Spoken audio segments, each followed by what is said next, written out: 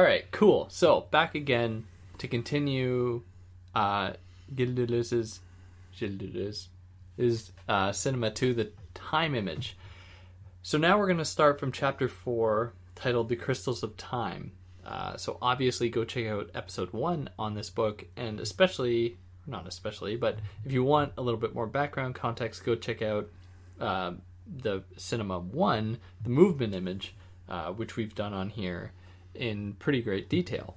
But for now, The Crystals of Time. Yeah, so, I don't know. Do you want to introduce yourself again? Should you? Yeah. Probably. Yeah, probably for professional reasons. What if someone only wants to talk about crystals? I don't know. Yeah, you're right.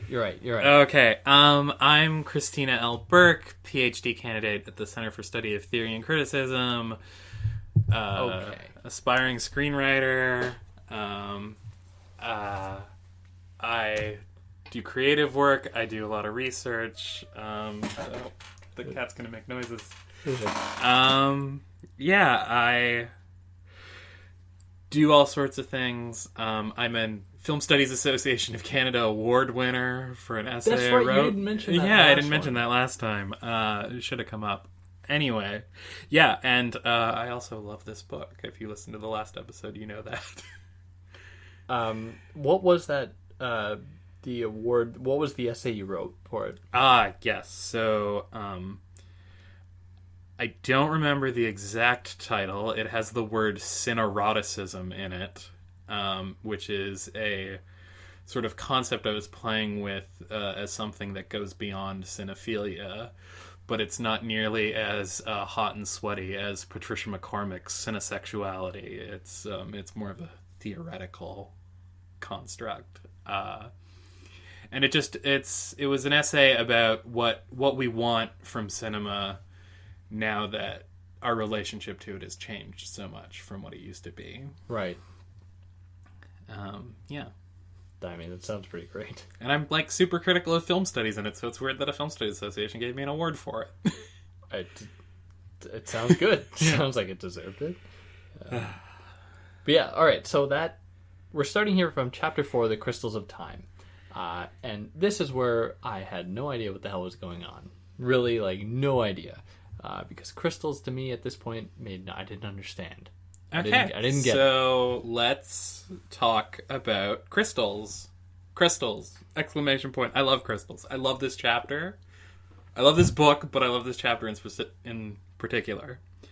So when we think of a crystal, we probably think of some kind of jewel. Or we think of a sort of clear stone or glass. That's what crystal. I thought. Yeah. And that's really not wrong. But what we need to be thinking about is the reflections in a crystal and how a crystal sort of images enter into it when we look through it, and then they become different things. They take on different shapes. And so in the crystal, there's an indiscernibility between something that is and all the things it can become. Right. And so you have crystals that you can both see through clearly, crystals that are limpid, and then you have more opaque crystals where what you see is maybe there's some kind of gunk, to use a very academic word, on it, or it's not the light doesn't travel through it in the same way. It's stopped. And so the real thing to hit on here, though, is this idea of indiscernibility, particularly between the virtual and the actual, or as he puts it, between the real and the imaginary, or I guess what we can call, in some level, between the sort of sensory motor way of looking at things and then the possibilities of things, and that these two things, our ability to be able to distinguish between them falls away. And this is what happens in the crystal. We look into the crystal and all these things become possible. And then he goes on a bit of a diversion where he starts talking about the conspiracy of money. Yeah, I made a note of that. Yeah, and this idea that time is money. And he uses the example of Fellini's 8.5, where when Which I've seen. Of any of the movies in here, I think that's the only one I've seen. It's a good one. And The Cabinet of Dr. Caligari, which I think he mentions, but yeah. Yeah. But yeah, so the movie ends, both the movie, as we're watching it, ends when the filmmaker's money runs out, but also his ability to work ends when the money runs out. And what Deleuze is getting at here builds on when he talks about the conspiracy of cliches, too, is that cliched cinema, it's always being put to use. So the money knows where it's going. We see the money, and people consume it. They get what they want, and more money goes into it, and it lets itself be reproduced indefinitely. And I think what Deleuze is drawing on is that in art cinema and in oppositional kinds of cinemas, money is much more precarious. And so you have to imagine more with less. You have to get at things that wouldn't be possible otherwise. If you had the money to just make a sensory motor recreation of what you were trying to express, like, you could do that, but you don't, so you run out of money trying to make these movies. And I think there's a kind of quasi-Marxist sort of message going on here in Deleuze, where if we begin to think of images in terms of how they are exchanged, then images that don't neatly make an exchange, that don't fit into that hierarchy of exchange, have a sort of resistant quality or kernel to them. Mm-hmm. And crystals are sort of, I guess, the image that you take on to create different possibilities, and where you can sort of siphon and escape this conspiracy of money that demands things meet the sort of symbolic or sensory motor demand. Right.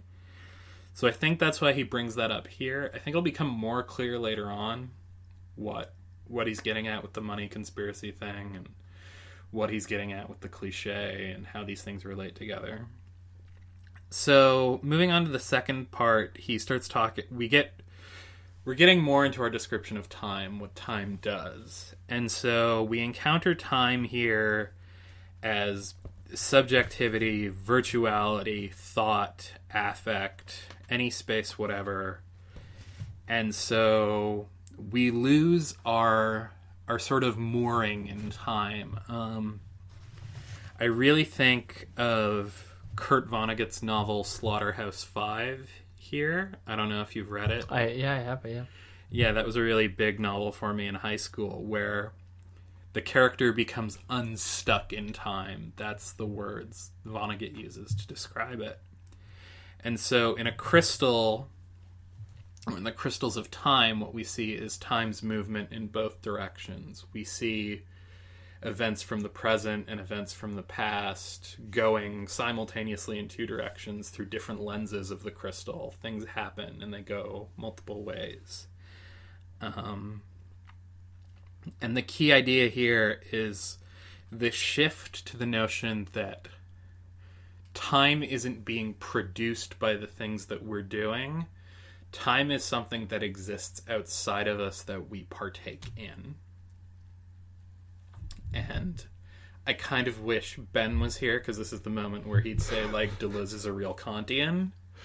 Because Kant has this idea in the Critique of Pure Reason, in the Transcendental Aesthetic, you can't think something if it's not in time. Yeah, now I would add to that, when he's describing the shift from the movement image to the time image, he's describing a moment, and this is a moment he really ascribes to Kant, in which time is no longer subordinated to movement, when in fact suddenly we find movement can be subordinated to time. Yeah. And Kant certainly participates in that with the Transcendental Aesthetic, when he's like, essentially there are two media through which anyone can understand the world, and they are held pretty equally. In fact, space is only possible. The two media are space and time. Space is only possible because we have a sense of time. And it's in that way that we get this, subordination of movement through space by time, or to time, in relation to time, in my shitty reading of Kant. Well, no, it's actually a good reading, because let's look let's step back and look at this project as a whole. You have cinema 1 and 2, you have movement and time, you have the antinomies between the movement image and the time image. I think there's definitely a kind of Kantian ghost at work here, though he's going to take Bergson as sort of his model. And at one point he says, well, Bergson is very Kantian here, but he would never admit it. And he says it's slightly different, but it's very similar in Bergson. And I think the difference in Bergson comes when it comes to the subject who perceives time and space. So for Kant, there's the sort of function of like the subject, whereas for Bergson, there's just images, and there's the movement image and the time image, and then the brain image that is going to work between them and towards them. And so again, because we can move in all directions, because we can occupy an image of time, because we can experience an image of time, again, there's this indiscernibility between what is real, what isn't, what is just a thought of something's possibility, what is actually being experienced. And he hits this again and again. Indiscernibility is the word. And in What is Philosophy, he'll use the term zones of indiscernibility to describe what artworks do with their various becomings and things like that. So, yeah, this is the kind of shape he's taking up, and now we're moving into time images. And so the third section of the fourth chapter gives us different kinds of crystals. And gets very new agey. No. So we have perfect crystals, where he talks about Max Ophuls films. And so these are essentially like circuits. They don't point towards a future. They don't decay into a past. They are just perfectly shiny. We see into them, and the light goes through them and goes around them and is reflected on all sides. And as a description of Ophuls' films, it kind of suits them. I think Ophuls is more complicated than that. He's not as immaculate as Deleuze makes him sound. But that's a personal taste. I have no dog in that race. With Jean Renoir, we have cracked crystals, which is a crystal that opens out onto a future or a possibility, so that we go through these virtual actual indistinctions to then be able to make something of ourselves, or to deal with being in the world. I actually found a really good understanding of Renoir the other day, accidentally, because it wasn't about Renoir, it was about George Eliot. Okay. And it was just this idea that realism isn't just this objective sort of point of view. Realism also has a sort of self-care element. So what Eliot is trying to do isn't just to describe this hideous world of like low people, it's to like allow us to recognize these certain qualities of ourselves that we're not proud of, and like be able to live in them. Mm-hmm. And I think with Renoir, it's very similar, that you see these sometimes miserable, sometimes struggling people, characters who you recognize an almost pure humanity in, not a ideal. And then they learn to exist in the world as it is and as a part of it. And so, like, I think Deleuze's description of a crystal which occupies these two places but then opens out onto a greater possibility is really, really on point with Renoir. Right. And so then he talks about seeded crystals, which scientifically I can't explain to you. I don't know how crystals work with seeds or anything like that. Maybe someone does. Talk to me about crystals. I'd love to learn about crystals. Leave a comment.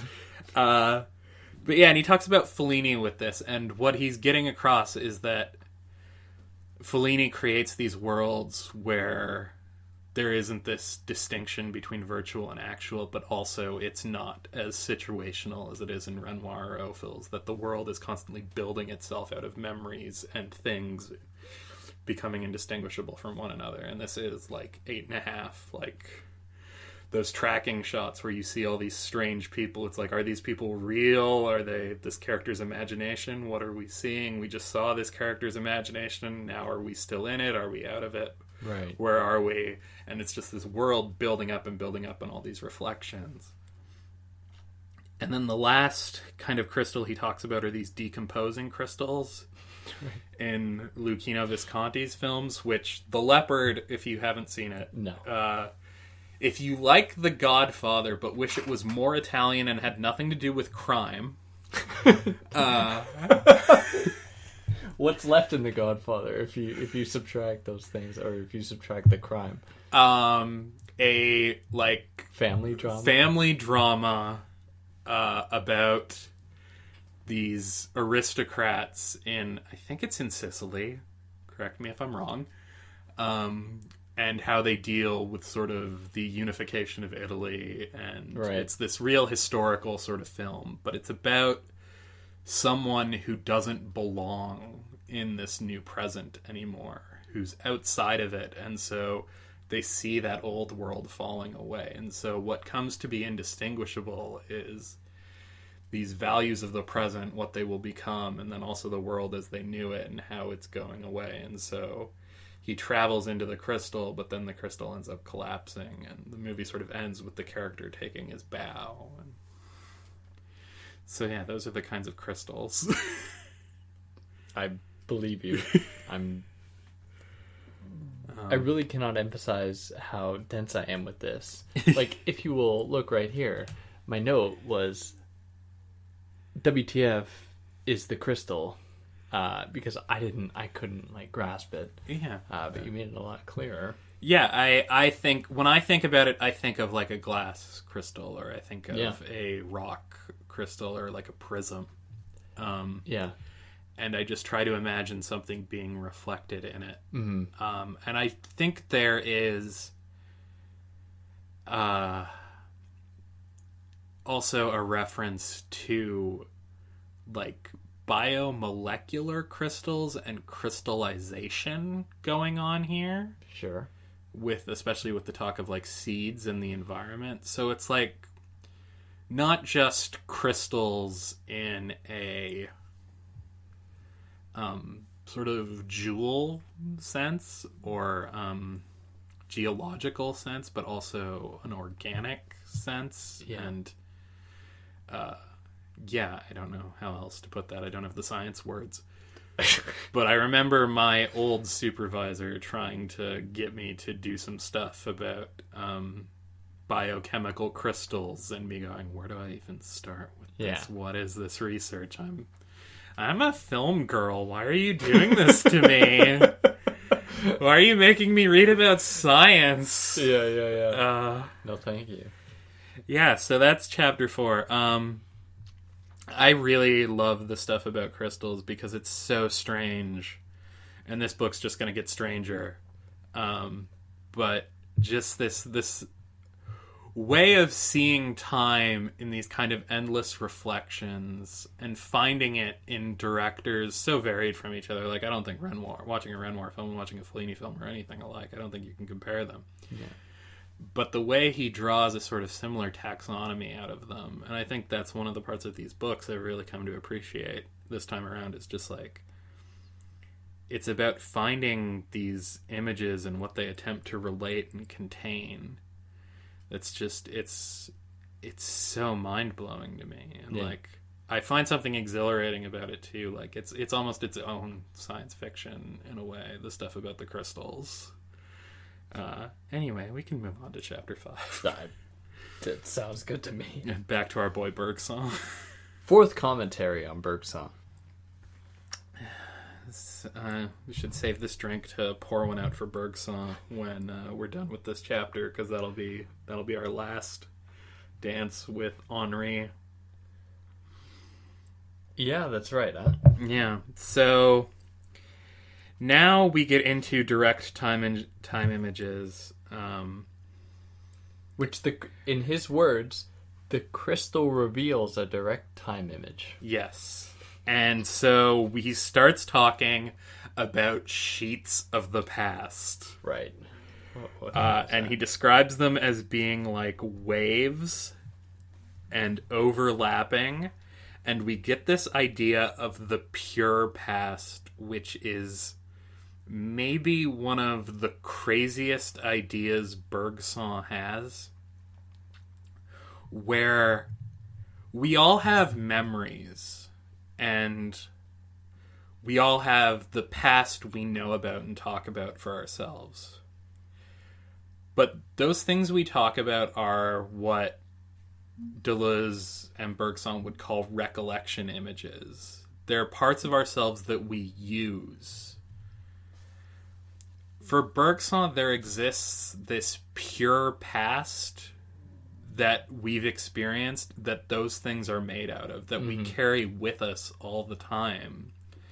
It's like an unconscious, but it's just this reservoir of possibilities of things we've experienced that we dive into to pull out recollection images, but exists as kind of this infinite sort of sea of history that's a part of us that we most of the time don't even know about or acknowledge.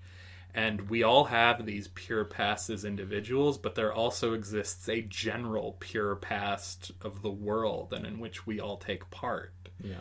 And so there are all these sheets, both the memories we form and are conscious of and the pure past that we don't recall, and they all overlap with each other and with the world's past too. And so all these pasts are there with us all the time. All these pasts are happening now as a part of us, but we're not thinking about them. Yeah. And so what the time image is going to do is going to get us to dive in to these pure pasts and change from being a question of movement and surface to being a question of depth, to literally begin diving through all these layers of ourselves and the world and the characters in the films. When I say ourselves, that's what I mean 90% of the time, is the characters in the films. Yeah. So, like, the way I understood this was that when we were watching, like, really old films, pre-World War II films, what we saw were characters that we didn't really care about. We cared about what they were doing at the moment. Whereas there was a point in which, post-World War II, where we suddenly became concerned not only with the histories of the characters themselves, but with the, histories of the spaces in which they were inhabiting and stuff. And that to me was how I very simplistically understood this association of the past with these immediate quote unquote present moments. I don't know if you can make me feel better about it and confirm what are my suspicions. Yeah, I think what we become interested in is all of it. We become interested in the character's history and the history of the place and how they sort of collide with one another, and how this doesn't produce a reaction or an action, but it produces a pause or a moment to think, to describe, and we have to think of what is this relationship that's being presented to us between these two things?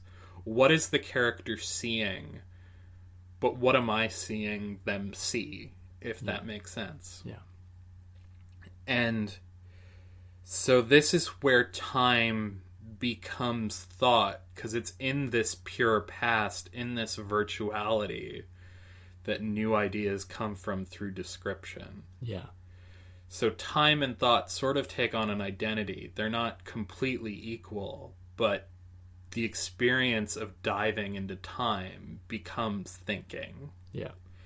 And so he uses Last Year at Marienbad as an example of this. And I wrote my undergraduate thesis on Last Year at Marienbad, and I used this book, and I didn't understand a word of it. I just picked out sentences that sounded good. I'm in the second year of my PhD, and I have no idea what the hell this book was about. I wouldn't imagine in my undergrad trying to... But seeing it now, where... when you watch Marienbad, there's the location, which maybe Marienbad, maybe somewhere else. It's a fancy European resort. The decor's constantly changing. The architecture's changing. The garden's changing. You have a character approaching one another and saying, we met last year, it was here, you said this. And she's like, I don't remember, I refuse. And their memories are competing. The space becomes a giant memory in itself. And these all overlap with one another. And you don't know what is past, what is present, what is actual, what is possible. Right. Is it all a ghost story? Like, that's like the easy way out of it. Right, is to just be like, they're all dead. Mm-hmm. And yeah, he makes this comparison to the Franz Kafka short story Josephine the Singer, which I don't know. No. Okay, so it's about a singing mouse. Okay. And there's these people, the mice gather around to hear Josephine sing. Right. But eventually she kind of disappears and she stops singing and none of the mice know how to sing. And there's this constant question of, did this mouse ever sing? Who's heard of a singing mouse? Yeah. Like, even among us mice, who's heard of a singing mouse? Like, with art, like, I read Josephine the Singer as being about art, fundamentally. It's about aesthetics. Like, what is art when it exists for us? Like, does it last? Is it permanent? Or is it something that just comes out before us and we experience it and then it goes away? Mm-hmm. And so it has this very transient quality, and it's something that, like, when we remember it, we can't just pull up. We can't just make a recollection image out of our aesthetic experiences. Right. They're just a part of us, and we feel them, and we try and describe them, but we never... Yeah. We're never just going to be able to be like, well, I read this, and I'm going to use it for this. Yeah. Like, we do that because we're academics, but that's not the real point. Mm-hmm. And so, yeah, after he brought up Josephine the Singer, which is one of my favorite short stories, I just wrote in brackets, I love this book. Like, I want to read it. Because and I'm talking about cinema too, like, this is like, he gets me. What he's saying is like, right. Okay, when I get through the more difficult, like, okay, so how does, like, crystals work when they, like, form on mushrooms? Because is that the kind of crystal he means, as opposed to, like, what is it? When I get past that, and when I get, like, so, like, a sheet of the past, is that, like, a glacier? Is it, like, a wave? Or, like, is it, like, ice colliding with each other? Or, like, is it, like, just bed sheets rolling around? Could I, like, make a, like, art installation and call it Sheets of the Past? Yeah. And, like, when I get past that, and I get to what he's saying about the transience of art, about this pure past, about time as thinking and describing and trying to be in time, that's when I'm really responding to what's going on here. And I'm like, okay, yes, this absolutely makes sense. And the films you're drawing on fit really well. Yeah. And so in the second part, he talks about Wells as sort of the person who defines the direct time image. So Citizen Kane is the first direct time image. It's not like a proto-time image like in Ozu. It's not like neorealism, which will develop its wandering and the character of the seer. It's something that just comes out, and this is what the time image is going to be. And it's tied to sort of depth of field or sequence shots. So the famous scene Deleuze relies upon is when Susan, Alexander Kane's mistress, tries to commit suicide. Our shot is through, like, her glass of pills, and she's lying in the bed, and then we see Kane himself in the background at the door, and he looks very small and helpless while she lies there big and suffering.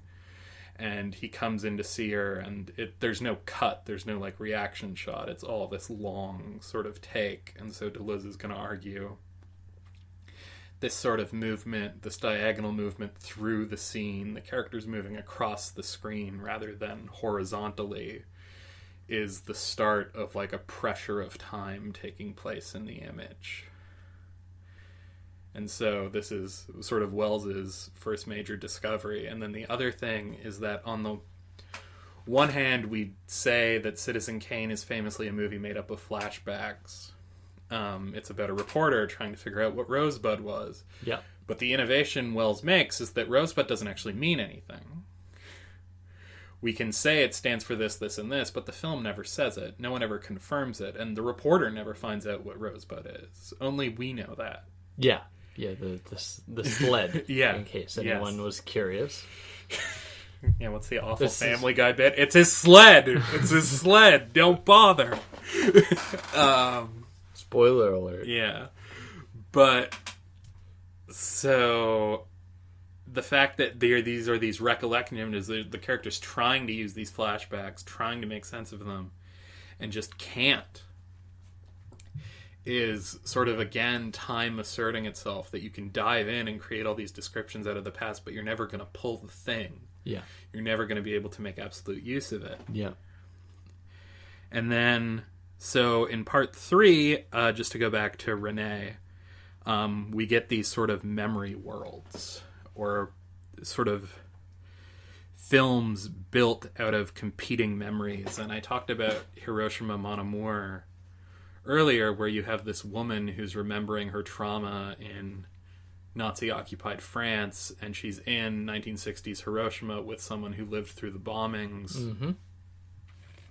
And you have just these images that are summoned up out of nowhere, where the woman is walking on the streets of Hiroshima, and all of a sudden she sees her old French village just come out of them. There is no moment where she reminisces. It's just there all of a sudden. Like, the flashback is completely gone here. What remains is just, like, thinking. Like, places become other places in time. The world itself can call upon this pure past and present it to you in what it is. And to go back to the sort of famous Europa 51 example, the Rossellini film, where the woman looks at the factory and she sees prisoners. Like, it's this same principle that the films themselves are taking on a quality of thinking. They're making connections. It's not even metaphorical. Like, your brain doesn't work in metaphor. Like, metaphor is a product of speech and of writing. Your brain just associates images and summons them into each other. And so that's what he talks about with Renee, and he talks about with these memory worlds, and how Wells sort of started this off with, like, oh, we pull up memories and they don't do anything, but now memories just spring up. They're part of the space. And the space has a memory. We're almost in, like, Mallarmé territory of nothing will have taken place but the place. Yeah, so that's chapter 5. That's Bergson. And that's the pour a drink out to Bergson. Yeah, pour one out for Bergson. I really need some water after that. Yeah, that was a good...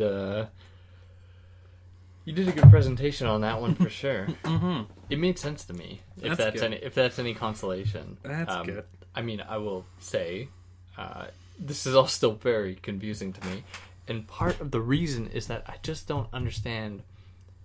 It doesn't help that I haven't seen most of these films. Yeah, movies are films. I like the colloquial element to movies. Slight digression. I had a professor once who was like, you shouldn't write movie, you should write film. And I thought that was some bullshit. Just write movie. That's what they are. Yeah. These days, they're more movies than they are films anyway. Yeah, they're not on a fucking, projector. They're distributed. They're not on celluloid. Yeah, exactly. They're on hard drives. They're on big fancy hard drives. Anyways, it doesn't help that I haven't seen a lot of these movies. So it made it difficult, certainly at times. Mm-hmm. The Citizen Kane I was there with because I'd seen that. But the rest of them, aside from Bicycle Thieves, 8.5, the Cabinet of Dr. Caligari, like, I hadn't seen... The hits. The big ones. Yeah. I've seen nothing else. So it's like, I don't know what you're saying, Deleuze. But anyways, yeah. So, Chapter 6. The Powers of the False. Okay. As Bergson goes, in comes Nietzsche. And so, Yeah, we're going to be talking about the powers of the false, the character of the forger, and falsifying narration, or characters deliberately lying to us, manipulating us. And he talks about the failure of semiology again, this time much more generally about semiology as a practice. He's like, look, this can't account for this because it insists on there being a certain order, and the characters' utterances act against these orders, so there are competing levels, and it just doesn't work. Like, you need a pure semiotics, not a semiology, to understand cinema. And again, we get these are seers, not actors. They're people who are looking. They're people who are looking out to something and expecting it to... I don't know if they're expecting anything from it. That's the thing, is they just see something and they don't know how to deal with what they're seeing. And so, like, there's this idea of, like, a pure crystal that is... This chapter makes me think of, like, falsified, like forged jewels. Okay. Like... If the crystals earlier were, like, natural crystals, sure. like, yeah, uncut, these are, like, derived crystals, or, like, what's the word? Counterfeit crystals, or something. They're, like, cut gems. I don't know. Something like that. So these characters are... always characters who are in production of themselves and of the world, and they're looking to produce out of this pure past. So if the other crystals were crystals that were somewhat organic in their nature, or they were formed as a result of... they were formed out of the past. These are characters reaching in and blending, of trying to take control of those pure pasts, or of trying to control the virtual, to use possibility. And so that's why, like, I think Orson Welles is, again, really big here, but this is going to be sort of like later Welles films. We see it in Kane. We can view the reporter in Kane as sort of like a forger. He's trying to make a story out of Rosebud, and he can't do it. He can only, like, find all these platitudes about, like, what is a life? You know, what is one experience? But then it's in films like Mr. Arkadin, which opens with the parable of the scorpion and the frog, where, you know, the scorpion wants to cross the river, so it asks the frog to take it across, and the frog's like, no, you're going to sting me. And it's like, no, I won't. I have to get across. If I sting you, we'll both die. And then, of course, the scorpion stings the frog, and they both die, and the frog's like, what the hell was that? And the scorpion goes, I'm a scorpion. It's in my nature. I just know that from Nicholas Winding Refn's Drive. Yes. Like that. I think Refn is maybe a bit of a Welles fan. Yeah. And... yeah, so in Arkadin you have someone who's hired an investigator to find all these people who know about his past, and then he slowly eliminates them. He's trying to retell his own story. He's trying to take control of it and build his own narrative, but he fails to do so. There's always something that escapes him, and just the idea that his past exists outside of his control is enough to completely destroy him, because the film ends with this sort of plane chase sequence, and the main character threatens to tell Arkadin's daughter about his true history. And so the daughter ends up lying and says, he told me everything. Of course, he didn't tell her anything. Yeah. But that is enough for Arkadin to be like, to crash his plane and die, because it's just like, I couldn't control this thing. I tried to make this history out of myself, but it was beyond me. It was too much for me. And then from there we get to sort of, this is similar to Nietzsche and the will to power. Like, there is no truth besides that which we basically make for ourselves. What's the quote he uses from Nietzsche? That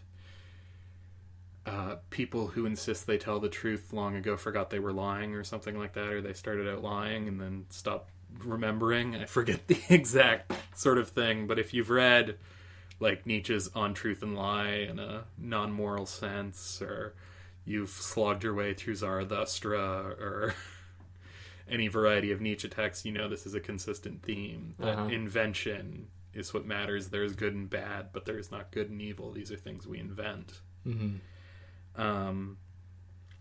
And Wells really goes for this with the movie F for Fake, which gets mistranslated in the book as It's All True. Right, and you mentioned that when we did our ones on the movement image, that translators really screw that up. Well, okay, so I got curious about this, and I looked at a French copy of Cinema 2, and Deleuze uses the wrong title.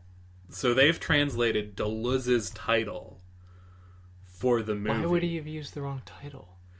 I don't know. I think he might have been writing from memory and just didn't check his source. Screwed it up. Yeah. Just, whatever. The title doesn't... Really a real Parisian. Whatever. Yeah. It's okay. But the movie he's talking about when he says It's All True is F for Fake, which is Wells's documentary about art forgery that ends with this fun story about Picasso that turns out not to be true. Sure. And it's all about just playing with the idea that truth is constructed and things like that. And, if we think about Wells's film adaptation of The Trial, what it shows us is that the law is arbitrary. It's pursued for its own sake. There's no passage which shows that Joseph K. is guilty. He is just guilty. Yeah. Arbitrarily.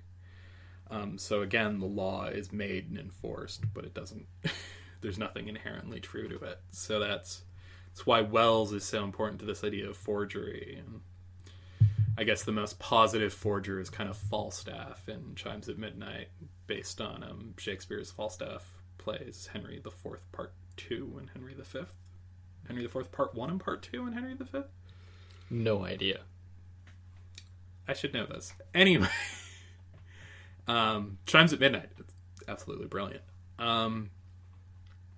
And Falstaff is constantly just a character who spins tall tales, and he isn't quite welcome in proper society, but he's still a knight, and he teaches Prince Hal about the other side, and so he sort of makes himself into this quasi-mythical figure, even though he's a bit of a philanderer and Sure. everything. So yeah, but he's more of a comical character. But again, he kind of has to be left behind in the end once Prince Hal becomes King Henry V. I do know that. Falstaff is cast out because he is sort of deceitful, and he taught him everything he needed to know to become king, but he has no place in the court. So that's the Wells stuff with forgery, and Wells and Nietzsche are kind of aligned here, which is kind of interesting if you think about Deleuze's chronologies. So Eisenstein is Hegel, Wells is Nietzsche. Yeah. Who's gonna be Deleuze? I don't know. Who is gonna be Deleuze? We'll get there. So part 3 of this chapter on forgery and the powers of the false, he talks about documentaries, and particularly 2 filmmakers. He talks about Jean Rouch and Pierre Perrault, who we should really know more about. Pierre Perrault, he's a French-Canadian filmmaker. He made tons of documentaries about... I'm from the La Belle Province, I should know. His films are about... What would you call them?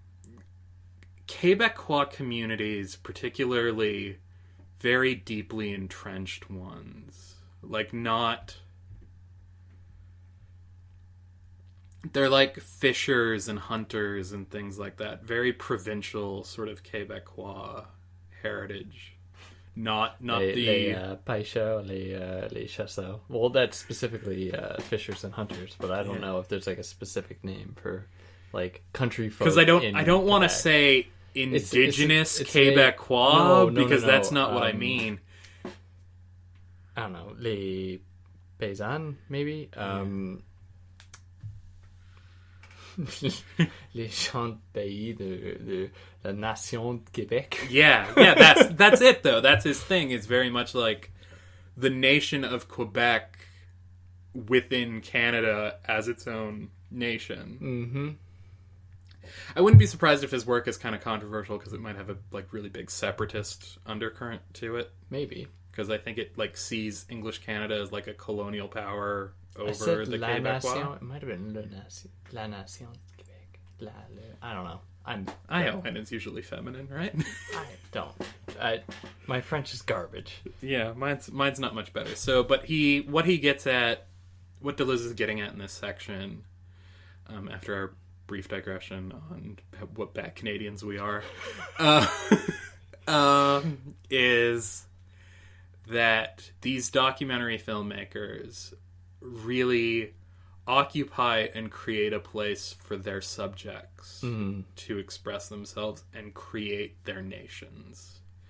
So for Rausch, these are ethnographic studies of French Africans or Africans of French descent and things like that.